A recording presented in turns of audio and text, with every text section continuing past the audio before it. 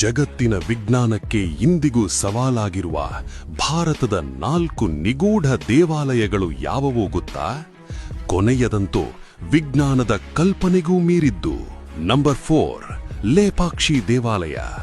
ಇಲ್ಲಿರೋ 70 ಕಂಬಗಳಲ್ಲಿ ಒಂದು ಕಂಬ ಮಾತ್ರ ನೆಲಕ್ಕೆ ಟಚ್ ಆಗಲ್ಲ. ಬ್ರಿಟಿಷ್ ಇಂಜಿನಿಯರ್ ಹ್ಯಾಮಿಲ್ಟನ್ ಇದರ ರಹಸ್ಯ ತಿಳಿಯಲು ಕಂಬವನ್ನೇ ಅಲುಗಾಡಿಸಿದಾಗ ಇಡೀ ದೇವಸ್ಥಾನವೇ ನಡುಗಿತು.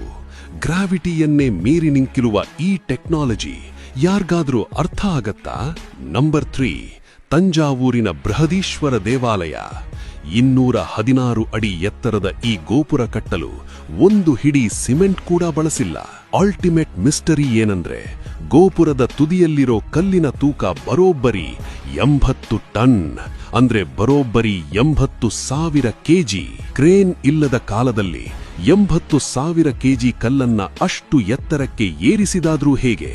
ನಂಬರ್ 2, ಒರಿಸ್ಸಾದ ಕೋಣಾರ್ಕ್ ದೇವಾಲಯ. 52 ಟನ್ ತೂಕದ ಅಯಸ್ಕಾಂತ ಬಳಸಿ ಈ ದೇವಾಲಯ ಕಟ್ಟಲಾಗಿತ್ತು.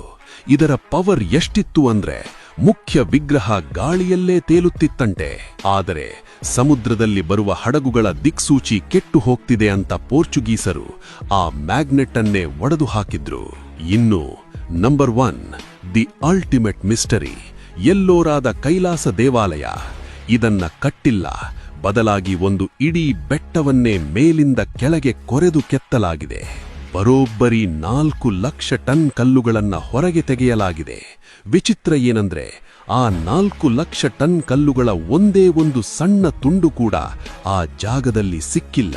ಹಾಗಾದ್ರೆ ಆ ಕಲ್ಲೆಲ್ಲ ಮಾಯವಾಗಿದ್ದು ಎಲ್ಲಿಗೆ? ನಮ್ಮ ಪೂರ್ವಜರ ಬಳಿ ಏಲಿಯನ್ ಟೆಕ್ನಾಲಜಿ ಇತ್ತಾ? ನಮ್ಮ ಇತಿಹಾಸದ ಬಗ್ಗೆ ನಿಮಗೆ ಹೆಮ್ಮೆ ಇದ್ರೆ ಲೈಕ್ ಮಾಡಿ. ಇದೇ ರೀತಿಯ ಇಂಟ್ರೆಸ್ಟಿಂಗ್ ಕಾಂಟೆಂಟ್ಗಾಗಿ ಈಗಲೇ ನಮ್ಮ ಪೇಜ್ ಫಾಲೋ ಮಾಡಿ.